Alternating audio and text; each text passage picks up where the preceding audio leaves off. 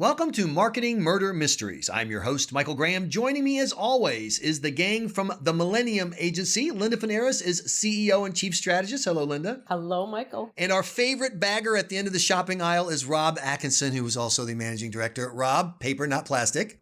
Paper, and happy to be here. Advertising and marketing pros see it all the time. Brands that get killed in the marketplace. Sometimes due to their own miscalculations. Sometimes by events beyond their control, but sometimes because they just don't advertise enough. Does that make sense?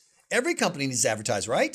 Well, maybe not. Case in point, Trader Joe's. Believe it or not, Joe's does not spend any money on traditional marketing or investing in things like big data. So how are they still in business? You're going to hear the case from our marketing detectives, and then you can hand down your own verdict. The mystery of Trader Joe's. Why isn't this brand getting murdered?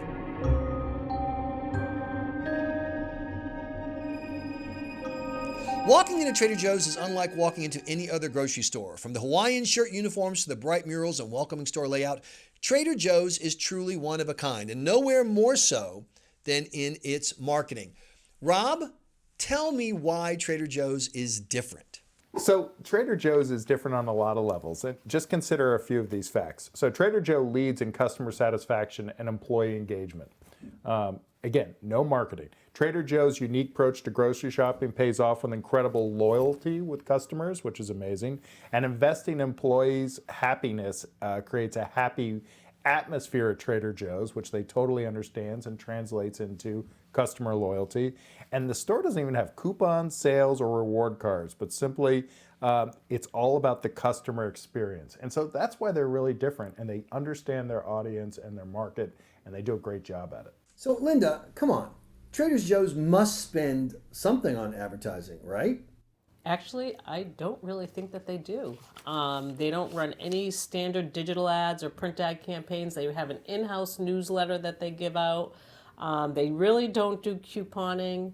You know, they have these innovative products. They say that they have low prices. I don't think they have low prices, but that's what they say. And they say they have friendly staff, which I think we all do know that. Their eclectic environment, I think, is what the big draw is. But they always seem to find themselves next to like a Whole Foods, which they're riding off the coattails of Whole Foods as a sort of alternative to, sort of grocery shopping.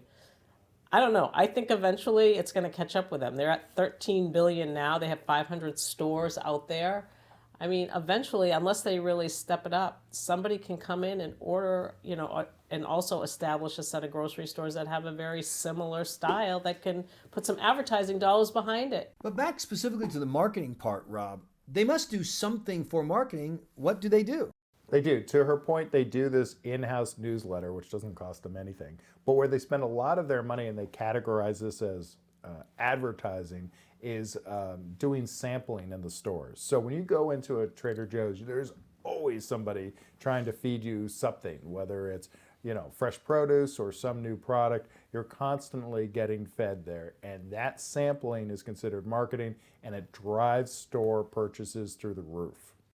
And I'm also fascinated in this era of digital marketing. There's such a premium on it that they don't do data collection other than just to get enough information to mail you that cheesy looking newspaper or magazine. Is that right, Rob? Yeah, it's actually one of the only companies I can think of that actually is anti-data.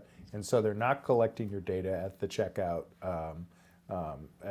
lane, except the fact that some of their chief executives often are baggers with me at the bagging, and they're actually talking to their customers about what they like and what they don't like, and they're taking that information back and putting it into action. The other thing that's really interesting is Trader Joe's isn't a top-heavy organization. It's kind of from the bottom up. So every manager of the 500 stores has control over how they position their store within their community and what type of samples they offer and things like that. So it gives a lot of leeway for the individual managers to kind of run the business as if it was their own business. So isn't the lesson behind Trader Joe's, Linda, that there are ways to market that people don't think of traditionally as marketing, like turning your store into a sample shop, et cetera?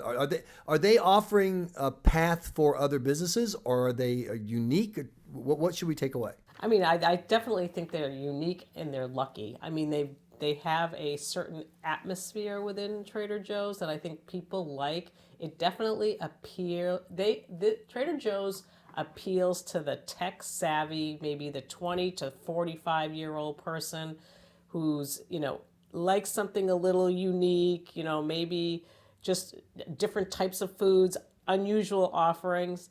But what I find actually fascinating, they don't even have a social media page. They have social media pages that have been developed by other people who put together like lists of my favorite Trader Joe's, grocery items or recipes from Trader Joe's, but not developed by Trader Joe's. It's actually by the consumers that are driving the actual brand for Trader Joe's. Yeah, no, that's really interesting, and I think that's hard to replicate, that kind of customer loyalty. But I think that's the whole idea of the store, is to generate that type of response, loyalty, engagement from your customer base. Very hard to do. So one of the lessons from political marketing that commercial people do not take nearly enough advantage of, in my opinion, is giving people something to do. People want to be involved and engaged. And so one of the things when I ran campaigns for a living is I would always tell the candidate, before you hire anyone besides me, of course, let's see what volunteers can do. Let's see how much of the mail can they stuff and fold themselves. How many doors can they knock on themselves? Because the person who's willing to do that, to spend an hour on a Saturday, they're a vote for you no matter what. You have got that vote. And the same thing in the commercial. If you can make people feel like Trader Joe's is ours, and I love the fact that it's here, and I don't want to go out of business, I'm going to do a Facebook page and remind everyone, and I'm going to get engaged. We're going to participate in what they do. When I walk in and I see something's wrong, I know the manager's going to ask, because they always ask. It's kind of the hey kids, let's put on a show mentality that is incredibly powerful, and you don't see it a lot in the commercial sphere. One of the other things that I do that we should recognize about Trader Joe's is that they appeal to the individual who is technically highly educated. So even though they're between the 20 and 45-year-old range, they definitely are they tend to be highly educated and kind of, I don't want to say it's a sort of a millennial type style, cool place. Like, I know my kids go there, right? And they're in their 20s. So they love to shop at Trader Joe's. They just think it's like the place to go. So it's small, it's easy to, go in and out of. But I think there's going to come a point in time where, somebody will come in and just, blow them out of the water, make it a little bit more cool, make it a little bit more unique, put some money into advertising, really build some sort of story or persona around who they are and make it seem like it's better. I mean, any grocery store can offer unique products. Aldi's is another example. They offer unique products. I can get unique products at Whole Foods, but where do I like to go shopping? Some people enjoy Trader Joe's. Others like Whole Foods, where they can have a bigger variety.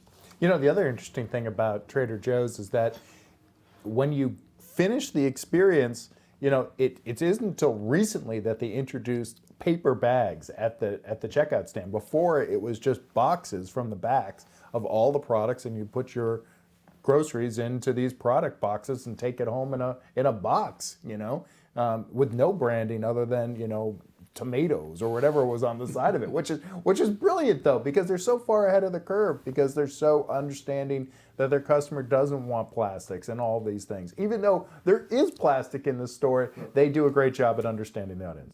People who shop at Trader Joe's vote for Pete Buttigieg and Liz Warren. That's who their audience is, and that's great. And knowing your audience segment is, and I disagree with you, Linda, about the marketing. I think that as soon as you market, you're the man.